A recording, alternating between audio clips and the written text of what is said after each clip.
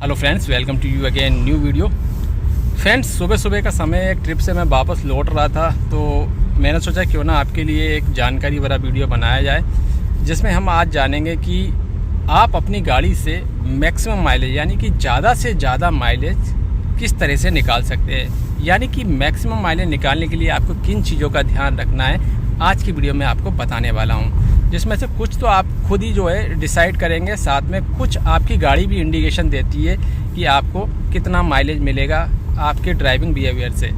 तो सबसे पहले जानते हैं कि आपको खुद क्या चीज़ों का ध्यान रखना है। जैसे कि अगर आप खुली रोड पर चल रहे हैं या फिर अपनी गाड़ी को हाईवे पर ड्राइव कर रहे हैं, तब सबसे पहली जो चीज़ है वो है एक कांस्टेंट स्पीड में, स्पीड लिमिट के अंदर गाड़ी को चलाना।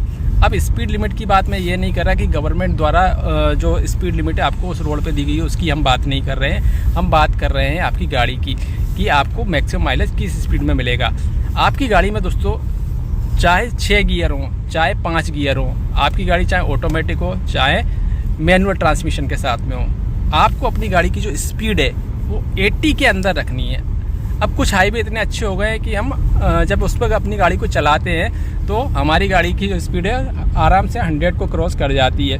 तो देखिए दोस्तों, उस कंडीशन में आप 100 के अंदर अपनी गाड़ी की स्पीड रखिए, यानी 90 100 के बीच में, 90 100 के बीच में अपनी गाड़ी की स्पीड रखिए। लेकिन मैं फिर भी कहूँगा कि आप 80 के अंदर अपनी गाड़ी की स्पीड रखेंगे तो आपकी गाड़ी मैक्सिमम माइलेज निकाल के देगी।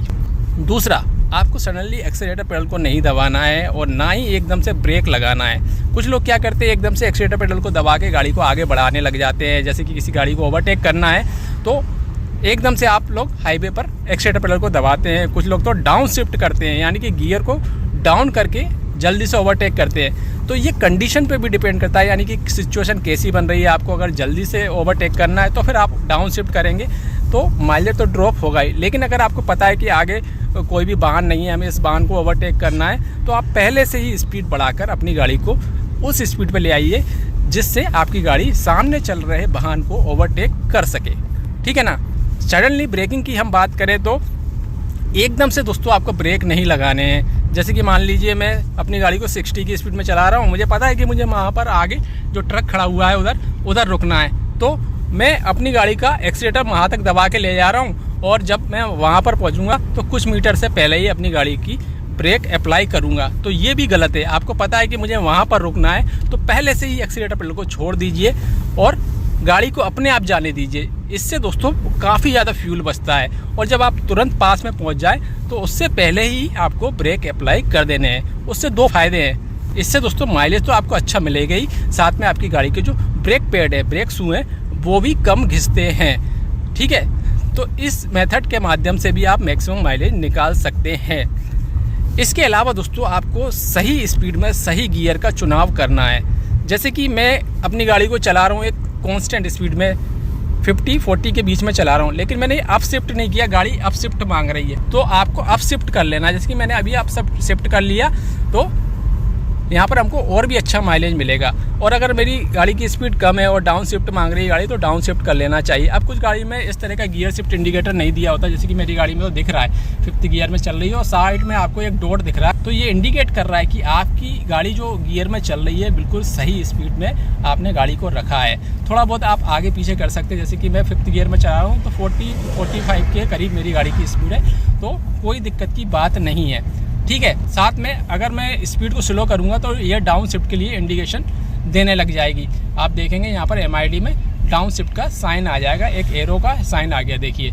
तो अब क्या होता है दोस्तों, हम डाउन शिफ्ट ना करते हुए गाड़ी को यहीं से उठाने लग जाते हैं। इस तरह से अब हम एक्सीलेटर पेडल को दबाते हैं, जैसे कि मैंने दबाया तो ये 5वें गियर में गाड़ी है, तो इस तरह से ये अब सही स्पीड में आ गई है। तो जब हम इस कंडीशन में हम डाउन शिफ्ट ना करते हुए एक्सीलेटर पेडल के माध्यम से रेस देते हुए गाड़ी को उठाते हैं, तब भी एक्स्ट्रा फ्यूल बर्न होता है। साथ में आपकी गाड़ी का जो इंजन है उस पर भी लोड आता है, यानी इंजन में भी वेयर एंड टेयर होते हैं इस कंडीशन में। तो जब डाउन शिफ्ट मांग रही तो आपको डाउन शिफ्ट कर लेना है और ये चीज़ स्पेशली सिटी में बहुत काम आती है। अब जैसे कि ब्रेजा की अगर बात करें तो ब्रेजा में आपको गियर शिफ्ट करने की आपको बहुत ज़्यादा ज़रूरत नहीं पड़ती, चाहे आप ट्रैफिक में चल रहे हो या फिर हाईवे पे चल रहे हो। तो फिर भी अगर गाड़ी बोल रही है कि आपको डाउन शिफ्ट करना है या अप शिफ्ट करना है तो इस बात का आपको ध्यान रखना है। इससे आपकी गाड़ी मैक्सिमम माइलेज निकाल के देगी। ठीक है ना।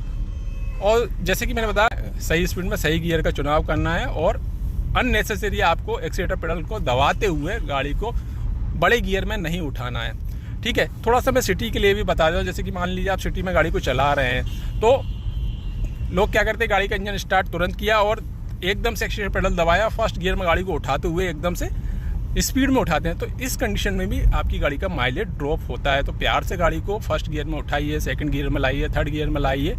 तो इस तरह से अगर आप गाड़ी को चलाएंगे तो आपकी गाड़ी माइलेज अच्छा देगी। साथ में जैसे कि मैंने बताया कि गाड़ी भी इंडिकेशन देती है कि आपको मैक्सिमम माइलेज किस तरह से मिलेगा। तो अभी मैंने आपको दिखाया कि गियर शिफ्ट के लिए बोल रही है तो गियर शिफ्ट करना है, अप शिफ्ट के लिए बोल रही है, डाउन शिफ्ट के लिए बोल रही है तो डाउन शिफ्ट करना है। और साथ में जो आप गियर के बगल में जो डोर देख रहे हैं, ये एक सही संकेत, ये एक सही स्पीड का संकेत है, इसको भी ध्यान में रखना है। अगर आपकी गाड़ी में इस तरह का साइन नहीं आ रहा और आपकी गाड़ी में अगर टेकोमीटर यानी कि आरपीएम मीटर दिया गया है तो फिर आपको आरपीएम मीटर को देखना है। यानी कि आरपीएम मीटर से भी आप मैक्सिमम माइलेज निकाल सकते हैं। वो कैसे? वो इस तरह से कि आपको अपनी गाड़ी का जो इंजन का आरपीएम है वो 2000 के अंदर रखना है। यानी कि आपको ज़्यादा इंजन को रैप नहीं करना है। जैसे कि मैं अभी अपनी गाड़ी को चला रहा हूँ तो 1000 आरपीएम पे चला रहा हूँ। जैसे जैसे गाड़ी आगे बढ़ेगी तो आरपीएम भी ऊपर बढ़ता है। तो 2000 के अंदर रखिए, इससे आपको ज़्यादा माइलेज मिलेगा। स्पेशली हाईवे के लिए बोल रहा हूँ। और जब आप सिटी में चलते हो तो 1500 के अंदर आपको रखना चाहिए। ठीक है, कुछ गाड़ी 1500 पे नहीं उठती तो 2000 के अंदर आप रख सकते हैं। ठीक है, तो ये कुछ टिप्स थे। इसके अलावा भी बहुत सारे टिप्स है। अगर डिटेल में वीडियो बनाऊंगा तो बहुत बड़ा हो जाएगा, लेकिन मेन जो टिप्स है वो मैंने आपको बता दिए। क्योंकि छोटे छोटे बहुत सारे टिप्स है, जैसे कि आपको अपनी गाड़ी का जो टायर का एयर प्रेशर है वो सही रखना है। ठीक है, और भी कई चीज़ें हैं जो कि मैं कुछ वीडियो में बता चुका हूँ। तो उम्मीद है जानकारी पसंद आई होगी। अगर वीडियो पसंद आए तो वीडियो को लाइक कीजिए, शेयर कीजिए, चैनल को सब्सक्राइब नहीं किया तो सब्सक्राइब जरूर कीजिए। Thank you.